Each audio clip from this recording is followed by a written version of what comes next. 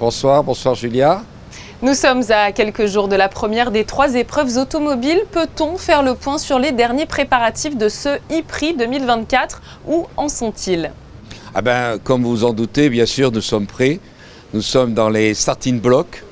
Nous attendons nos 3 épreuves avec plaisir, mais aussi toujours avec une certaine anxiété pour faire au mieux et puisque nous sommes en exposition mondiale et donc l'image de la principauté est en jeu et toutes nos équipes sont prêtes pour commencer ces 3 merveilleuses épreuves qui se déroulent quand même sur 5 semaines. Donc vous voyez une cadence assez effrénée, je dirais. Depuis 7 ans maintenant, le e-Prix prend place sur le circuit de Monaco. Quelques semaines, vous le disiez, avant le légendaire Grand Prix de Formule 1.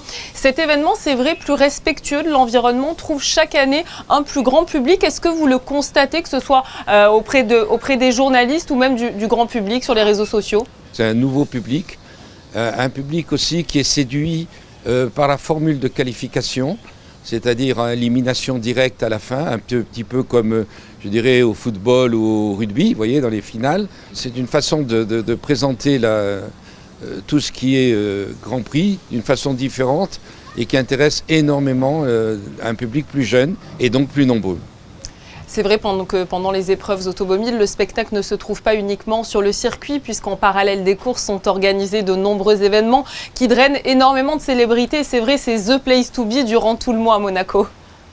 Oui, alors pour donner une anecdote, les rotations d'hélicoptères, écoutez-moi bien, les rotations d'hélicoptères, nous sommes 5 fois plus de rotations d'hélicoptères pendant le Grand Prix que dans toute autre manifestation sportive. Tout est dit. Au niveau de la couverture médiatique du e-Prix et des Grands Prix, chaque année, des centaines de journalistes du monde entier viennent à Monaco. C'est un vrai plus de toute façon pour la promotion du territoire. Voilà, tout le monde parle de la principauté durant cette période. Nous avons 80 pays qui nous couvrent, avec 130 à peu près diffusions.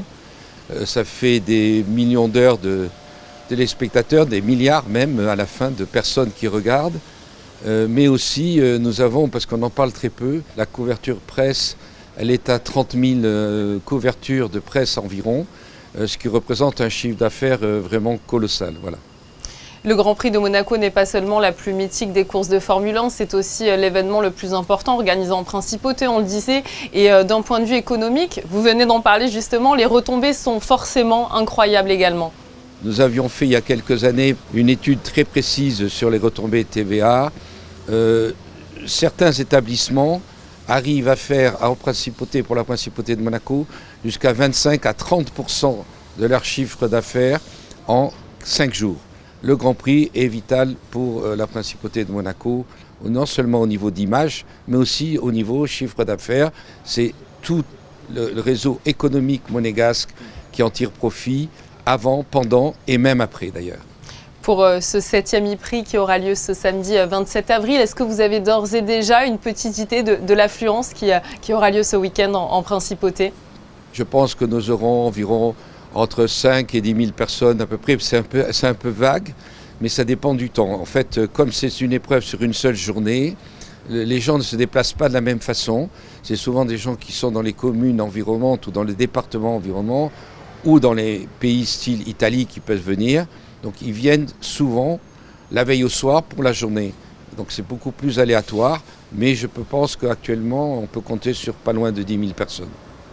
Merci à vous Michel Dota d'avoir été présent sur Monaco Info et bonne chance pour ce week-end avec le début du 7e e-Prix de Monaco.